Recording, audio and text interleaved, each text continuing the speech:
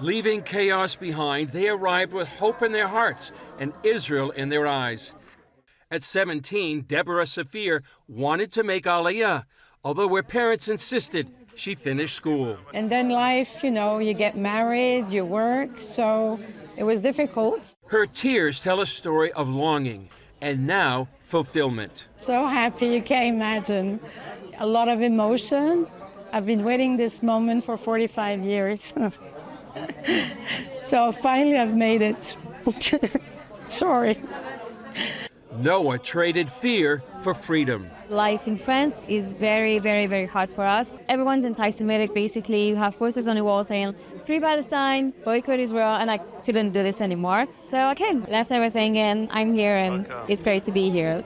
It's a move both daunting and thrilling. Honestly, I'm anxious because I'm leaving everything behind, my family, my 4 siblings, everyone. I came alone and I'm just 22, so I'm basically just a baby. I'm also very excited for what's to come. What's happening behind me is that these new immigrants are being processed, so by the time they leave, they'll have their new Israeli identity cards. They're coming at a time of a dramatic increase in anti-Semitic incidents in France, especially since October 7th. Very difficult situation in terms of anti-Semitism right now. Just in recent events in the last few days alone, there have been alarming incidents. A rabbi who was walking with his 9-year-old son coming from synagogue was beaten up. I spoke to some of the officials there and they said to me, you know what was especially upsetting about this incident is that the perpetrator who beat up this Jew, he didn't even run away. Here's people in Paris, which is most people's bucket list, to go to Paris, to see the Eiffel Tower, to see Notre Dame. And here's people saying, we want to get our families out of Paris, out of France, and come to a nation that has war around them on 6, arguably 7 sides, and yet they feel safer coming to Israel than staying in France. That's a sad thing that we need to stand up with as Christians with our Jewish brothers and sisters and change that. France has the 2nd largest Jewish population outside of the U.S. For many, life became a daily act of courage. My children wanted me to, after the 7th of October, to take my mezuzah off the door. And I said, no way, I'm a Jew, and I'll keep the mezuzah. This flight happened through the generosity of Pastor Larry Huck, an evangelical Christian who believes in the biblical mandate to bring the Jewish people home. For him, this isn't charity, it's covenant. It feels like it's my family. It feels like I have a relationship. I saw him in France at the synagogue, saw him get on the plane, hugged them when they're coming out of the plane, hugged them when they came in, and it moved me more than I thought it would. A homecoming thousands of years in the making.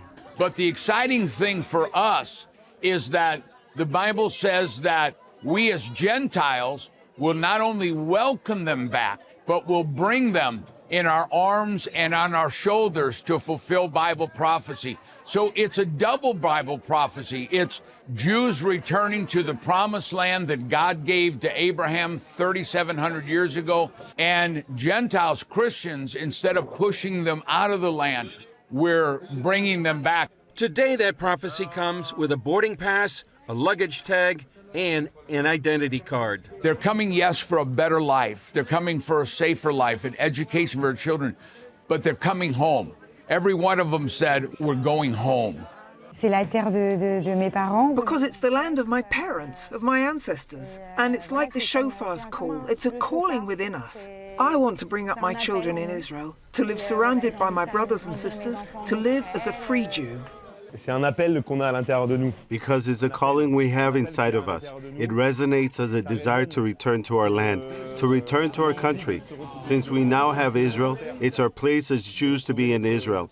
And we're going to contribute to achieving this completeness so that Messiah will arrive and we're all delivered. And there is only good in the world and no more evil in the world.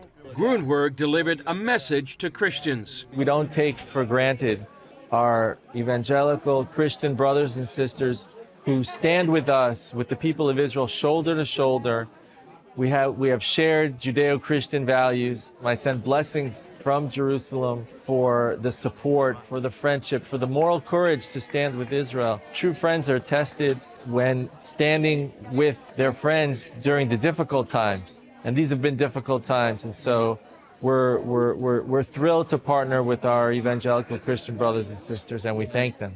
We followed Deborah to see her sons who made Aliyah years ago. Then came the moment she dreamed about for 45 years.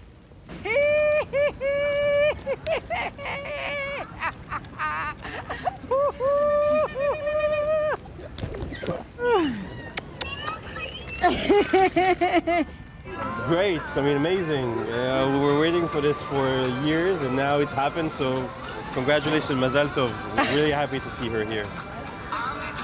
Chris Mitchell, CBN News, David Ben Gurion Airport.